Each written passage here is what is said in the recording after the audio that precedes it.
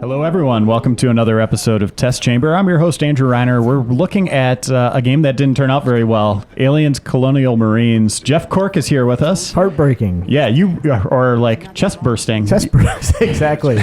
You reviewed the game and gave it a 4 out of 10. Yeah. Yikes. Not so good. I've been hearing Jeff talk about this game for a couple weeks while I reviewed it, and I'm looking forward to checking it out, but man, it doesn't sound too great. And that is Dan Ryckert. He's going to be playing the game for us today. Real quick, that woman on the right is Bella.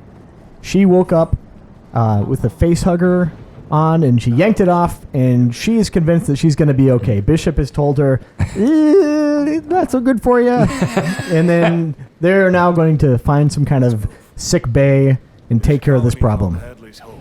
Bishop is probably not convinced. Did Bishop hurt his elbow? What's he doing? He's thinking. There's a lot of thinking in this game. I guess they program their androids to hold up their elbows when they think. See, this confuses me, Jeff, because you're telling me, how rough this game turned out, and Gearbox is awesome. Those guys are like, Borderlands 2, it was my game of the year last year. I love Borderlands. And I know those guys are just super talented guys. It's so surprising to me that they would let something like this get out. Yeah, I was stunned as well. Even Brothers in Arms. I love those games too. Yeah. And this was probably made started in production before Borderlands? Well, yeah, because this was a cover story before I even worked here, and I've been here for like 4 years now. That's insane. Someone spitting on you?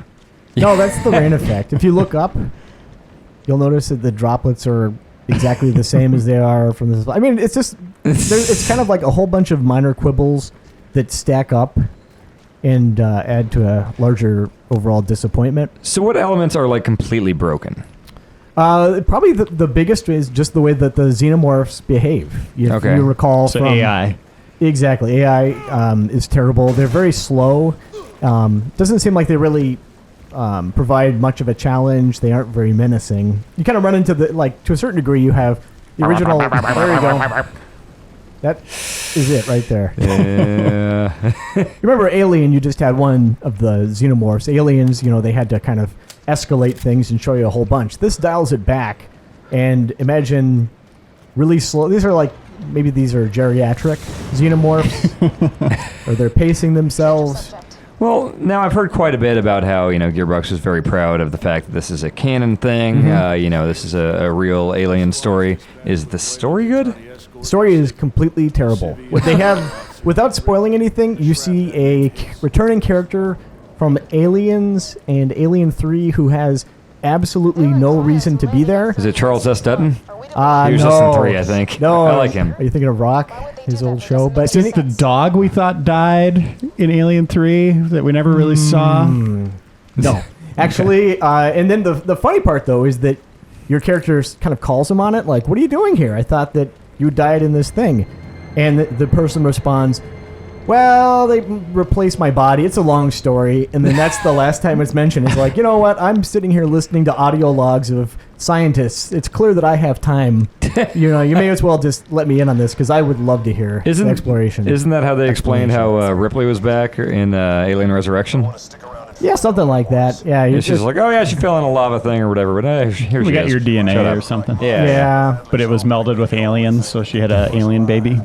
And another thing is, you've got the xenomorphs who don't really pose much of a threat. You don't feel like you're under siege. And that was one of the coolest things about Aliens. Well, these things are supposed to be terrifying and almost unstoppable. Yeah, you're constantly outnumbered. You're just being swarmed at all times. You don't have any of that kind of, we have to set up a perimeter defense. There are moments that kind of allude to that, but overall, it isn't a large part of the game. And another thing that kind of is a bummer is that they may have a story that fits within Aliens canon, but it's basically cribbing wholesale all the parts that makes Aliens great. So it just seems like they're kind of doing their best to kind of copy exactly all the great things that you like about Aliens without adding anything new. Okay. And that's something that I think Aliens games have been doing for decades. Yes, absolutely. It's like you have the canon, expand it. You know what I mean? I don't need to see a power loader fighting the Queen. Right. And that's what Prometheus, the promise Prometheus kind of gave, is there is more to this story, right? Yeah. Yeah, love it or not. Prometheus at least tried to bring something new. So has there ever been something you would consider a great Aliens game? Yeah, AVP on Jaguar. Really? Yeah. Actually, I have heard good things about that.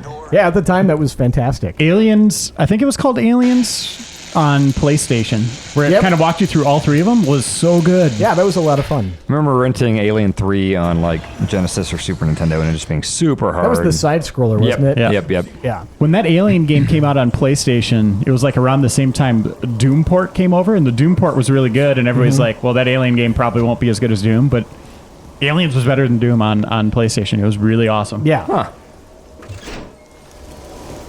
Yeah, it's just a minor thing too. Is you'll notice that textures pop in and out like consistently. I played it on the PC as well with all the sliders maxed out, and it didn't improve it at all. What is she doing here? She's getting ready to She's in run a stalking 100-meter mode. dash? Or? Yeah, Fire the gun and she'll go. yeah. See, at this point in the story, Damn. we've kind of jumped ahead a little bit. You've already encountered the xenomorphs, and it doesn't seem like they've ramped up any kind of tension, because the first time you've seen them, they posed no challenge. So it's like we're kind of... This is one of the times that we're actually going to be setting up a perimeter, but there's no drama to it because we've already had a pretty large firefight at this point. Yeah, how far would you say we are into the game? This is the 4th chapter. Okay. Let's get these sensors up ASAP. So we've got some Lance Henriksen action going on here, Yeah. right? Is he Yeah. throughout pretty much the whole game? O'Neill? No, Uh, Lance Henriksen, the Lance bishop. Henriksen. Yeah. And like I said, O'Neill is the guy with the smart gun, which you do get to fire that, and it's absolutely fantastic. When you're using it, when the AI guy, O'Neill, has it, it is just absolutely pathetic. He's sitting there like, well, it could be because he just shoots at walls and doesn't seem like he's very interested in any of the actual threats. So do your AI guys ever actually really help you out? Very, very rarely. And you do fight humans in there, too. There's some Wayland Yutani guys. And so you kind of have this three-way battle, supposedly, but it just seems like it never really gels. The humans are... Seems like they're blind firing even when they're not in cover. Second sensor up and running. Affirmative winner, all See, that's one of the call-outs there, is that turret, if you remember from the extended version of Aliens. Aliens, yep. Yep. Dry. Every So I think there's a lot of that, too, is like, hey, remember this time when blank. And that's awesome. You know, it's really cool, but... Well, whenever I hear a developer pick up Aliens as a license, I'm like, man, that's got to be the toughest gig ever, because what are there, like 3 different things you can play with? Yeah. Facehuggers, Yep. the soldiers, and the queen, right? Exactly. That's got to be tough to make a lengthy, like 10 to 15 hour game. Mm-hmm. And, you know, I could see it as survival horror, maybe, you know, in the Res Evil vein, where they really play up the horror. But just trying to make a shooter that way, like, you got to throw, what do you got to do? You got to throw human enemies in there then. Mm-hmm.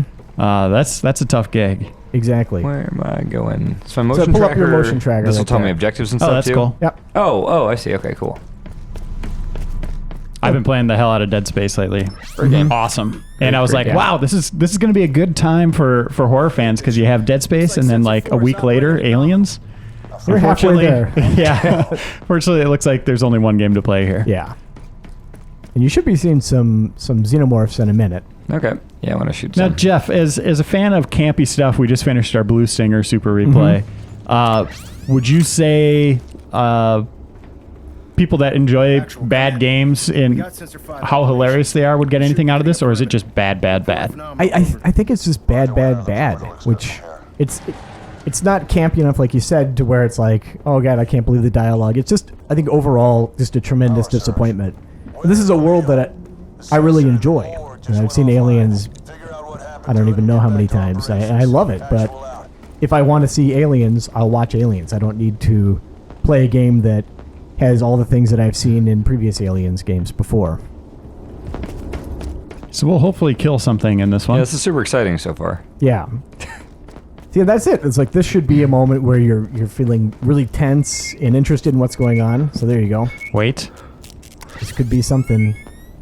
What is it? It's on you. O'Neill, your location has been compromised. Oh, Get your asses okay. back to operations There they go. Oh, there they are. Hey, guy.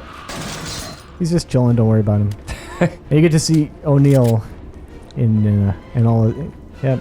He's ready to go. Got his game face on. Don't worry about it. Wait, That's turn just- to him. He's Yep. Gonna go back there some more. Okay. yeah. He does that Blair Witch thing where he'll just like run into a room and check your corners a little too literally. He just That went down pretty quick. Do you have to worry about their bodies like stepping in the acid? Not so much. There's like the hardest difficulty. You get rid of your HUD, and you have to like look at your weapon to see how much ammo you've got, and blood actually makes a difference. Here, regular difficulty, not so much. Do you like that harder difficulty? I mean, does it make it intense at all? Not particularly. I think it just draws more attention to the fact that the guns are a little underpowered. Okay. There is a leveling up system where you can add like larger magazines, a silencer for some inexplicable reason. Is this the standard difficulty? Yes. Well, these guys are going down real easy. Yeah. And you got a melee, which Whoa! Knocked off an arm. yeah, you're gonna see a lot of arms dropping.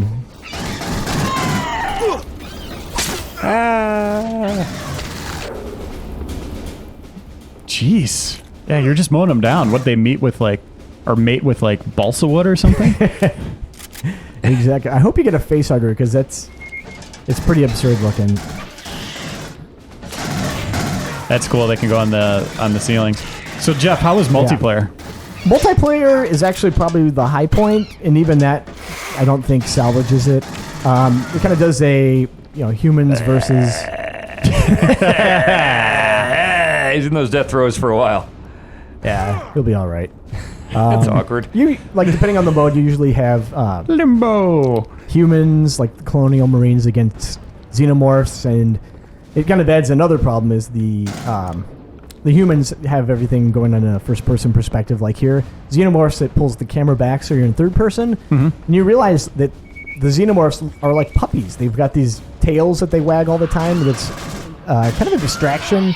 It's difficult to kind of see where you're going. You can stick to some terrain, other terrain you can't.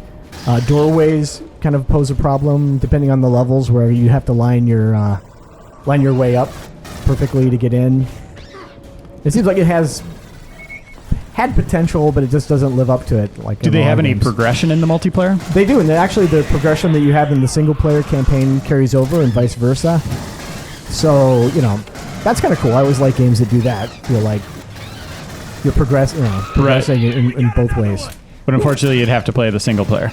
Yeah, exactly. It is kind of fun to, normally you're just used to humanoid enemies or, like Halo, it's all still they're running around on 2 feet or, these guys scampering around and going on the ceiling and stuff is kind of cool. Took another one down! And Jeff, there are like zombie aliens in this? It is a huge laughable moment. Yeah, you get to the sewers at one point, and you lose all your weapons, and there's these gray husks of xenomorphs, and they are blind, but they're drawn towards sound, so you have to crouch. And some of them will spring to life for a little bit, and they move around with their arms in front of them like T-Rexes, and they kind of mosey around, and then they squat down, and then they're okay again, and then I don't know. The whole section is pretty ludicrous. Yeah, Jeff, there was a lot of laughter in the office that brought people over to your desk. And took people to the floor. Yeah, Ben Hansen was laughing so hard that he fell on the ground. Yeah, he fell out of his chair like a complete idiot and looked so damn funny. Don't bother this. Oh, really? I shouldn't be doing this? Nope, Okay. go back to the main room. Okay, that guy's got it under control. What are you holding? The smart A gun. sentry gun. Or sentry gun, rather. Sorry. Winner, get that turret next to the ammo stash. Oh, hey, looks like I should put it there. Right there. Ta-da. All right, that'll help. Is this going to hang out here? You need another one? No. It said something. Here they come. Blah, blah, blah. So is the sensor gameplay, does that ever add tension? Oh, hearing the pings? Yeah, just everything? like looking around. Because Dan's just kind of playing this just like Call of Duty right now. Right. Yeah. I didn't find that it added anything or subtracted anything. It's just, this is an Aliens game, so you're bound to hear that sound. And this is out today on PS3, 360, PC. Yep. And there's supposedly a Wii U game in the works, but it doesn't have a set release date. It's just TBD. Yep. Yeah, Sega and Gearbox have been kind of quiet about it. Even to the point where they're not saying for sure that Oh no! I'm dead. Bishop, help out, Bishop, man. come on, Yeah, man. he's He's You're checking his alive. email. yeah. Look at him just standing. He's still typing away, and look at them just frozen in time. Yeah. All right, well, maybe we should end it right there. That looks a it's little rough. I agree with Dan. Seeing them jump around is kind of cool, and I like their screams. The iconic sounds of the weapons and stuff. Well, if Very you go cool. outside real quick, if you go outside when you fight the aliens, it's hilarious because you could tell that they are designed for interior spaces. They can leap 100, 200 feet in the air. And What? Oh, yeah. It's completely absurd. Like, the balancing just falls apart when you're outside. So, and then characters will get stuck on geometry pretty easily. So maybe if you like cheesy games, but you also have an incredible amount of patience, it'd be worth checking out. But as it stands, I really can't recommend this to anyone. All right, yeah, Jeff, again, gave it a 4 out of 10. Had some pretty harsh things to say about it. You can check out our review. We'll link it in here for you on this webpage. And yikes. I was hoping this one would have turned out, everyone. I was looking forward to this for a long time. Years upon years. And years. Yeah. Well, thanks, Dan, for playing for us, and Jeff, for your expert opinion. We'll see you all next time on Test Chamber.